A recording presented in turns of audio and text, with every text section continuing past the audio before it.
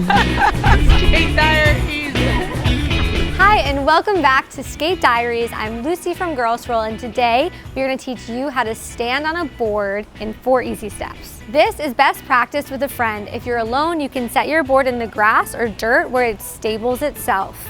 If you would like, I would recommend adding on knee pads, a helmet, or anything to make yourself feel safe. This is a total beginner lesson. In order to stand on the board, you need to know what your dominant front foot is. Mine is my right foot, so I'm goofy. If you're a left foot, it means you're regular. If you don't know how to figure this out, try to lean forward and see what foot you naturally fall on, and that will be your dominant foot. This is the foot we're going to be doing 99% of what we're doing on a board today, so make sure you stretch and feel comfortable before we start. Step number 1 is best friends. What we mean by that is our 2 feet should start right next to each other. They're best friends, they're inseparable. The reason for this is it makes you safest when you're standing up on the board for the first time.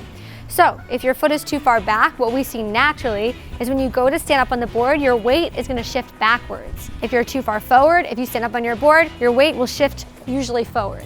If you start with your feet perfectly together, it's a lot easier to go up and down on the board. So step number 1, best friends. Step number 2 is UFO alien spaceship. So you want to pretend there's a magical UFO over your head and there's a light shining, and you want to go into space because space is freaking rad. So what you're going to do is you're going to pretend that you need to stay in this beautiful ray of light that is coming down to bring you up to space. This is what we don't want to see, stepping out of the ray of light. So the big difference is that you're going to see my hips shift to the side of the board. What we'd like to see is the wheels, your hips, your shoulders, all in one straight line. If you can keep this straight, you will go to space and you will ski. Step number 3 is by far the most important. I want you to think about this before you go to sleep. Nose to nose. What that means is the nose of your skateboard should be aligned with the nose of your face. What this does is keeps your weight forward and your head forward. This is the safest way to learn to skate as a beginner. What we don't want to see is if you stand up and your nose shifts in the middle of your board. That's when we see people fall back. So in every moment, we want you to remember, nose to nose. So step number 1 is best friends. Step number 2 is alien UFO spaceship. And step number 3 is nose to nose. Step number 4 is... Step number 4, I was trying to keep you on a cliffhanger, but we want to keep our feet behind the bolts.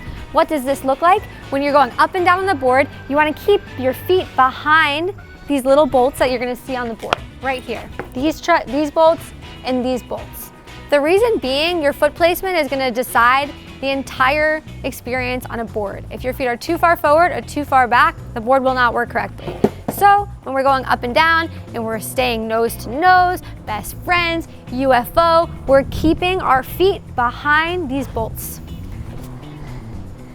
With these 4 steps, you should know how to stand on your board. As an ex-ballerina and somebody who just likes to know where my body is, it's really helpful to have these simple tips to know where your body weight should be placed when you're learning. The next steps, kick pushing, carving, and beyond. I hope this helped, and I will see you next time on Skate Diaries.